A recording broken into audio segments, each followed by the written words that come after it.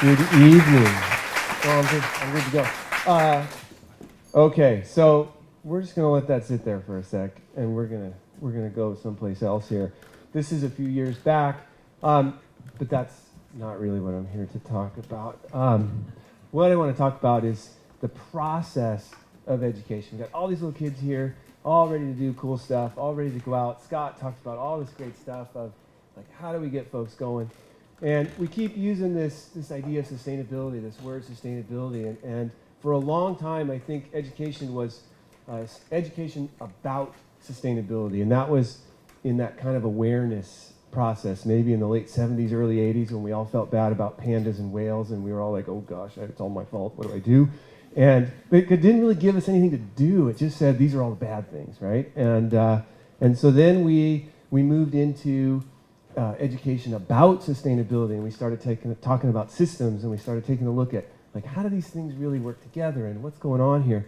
And then we started talking about global warming, and we started talking, it's like, again, all these problems, oh my gosh, how do we deal?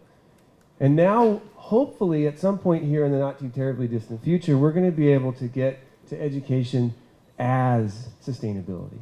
The idea that the process that people go through as they develop their formative abilities to be able to think about how they interact with and are responsible for changes in the world, that sounds like something I want to be a part of. That sounds like, okay, now we've got folks thinking about not just what's happening out there, but how do I interact with how that happens. So I work at Hood Middle School. We got kids doing all kinds of crazy things. Stop by anytime if you haven't been.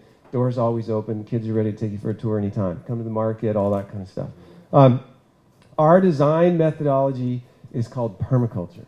And in 5 minutes, permaculture, oh my gosh, there's no way we're ever going to do that. But if you hear this thing about permaculture, I want you to think about two main ideas. The first is that permaculture has an ethical base. Three things: care of the earth, care of people, and an intelligent redistribution of surplus, which is an interesting concept when you start thinking about how things are going right now.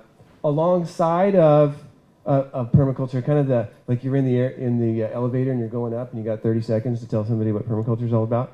The idea is that permaculture is not so much about what are the elements in the system, but how do those elements interact with one another.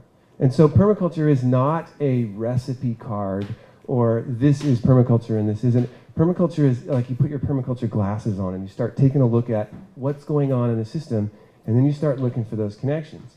And in those connections is where the rich, meaty, sorry, tofurkey, good stuff is about where do all these interactions take place and what's going on. And when we get to those interactions, that's where kids come alive. And when you come and visit and you see the projects that my students are doing, I'm not doing it, I'm just standing around, here's some tools, here's some stuff, you guys go for it. They're amazing, and they just totally get after it. But when we get to that point where they're the drivers and they're seeing this whole process, now we can even move beyond the idea of sustainability, and maybe we could get to regenerative systems. We could get to the idea that places don't have to get worse because we're there. We could actually be someplace and make it better over time. We could make it more productive. I feel like my time watching TV when I was 12 isn't completely wasted from the $6 Million Man. We can make him stronger, faster, better than he was, right? We can build those spaces. When you come look at our gardens right now, they were grass 4 years ago, and now there's these amazingly rich, diverse systems that's going on. So we can get beyond sustainability, we could get to regenerative. Maybe we could even get to biocultural abundance. How about that? Whoa, that'd be fun, wouldn't it? Biocultural abundance. Think about that one before you go to bed tonight. Okay. I always have to have homework assignments, so remember, that's what you got to start thinking about now.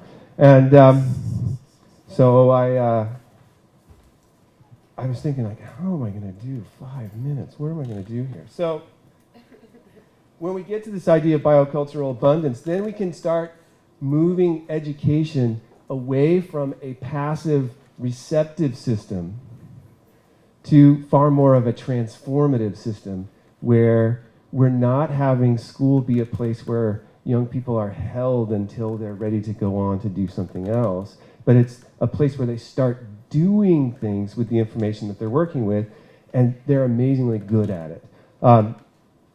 we can get to this idea where we can understand the parts. You know, that's a good place to go. Then we can facilitate the relationships. And then even better, if we're going to start building these more productive systems, we have to get to a spot where we can accelerate succession. And let's see, we got some, okay. So I'll go back just a sec. So this is 6 years ago as we started building our first gardens. And then the next picture is taken from the very same spot 4 years later. This spot was talked about at school as the forest, as if, of course, it had always been there, right? Okay? We went from this to that in 4 months. We went from this, little thinking, to that, a fish system, kind of like Mariah has, in 4 weeks. And we went from here to there in just a few months as well. So we got to go from this to that, right? Multi-generational, lots of good stuff going on, food, sharing stories, being able to interact as a community to develop places that get better and more diverse and richer and more productive and healthier over time. Thanks.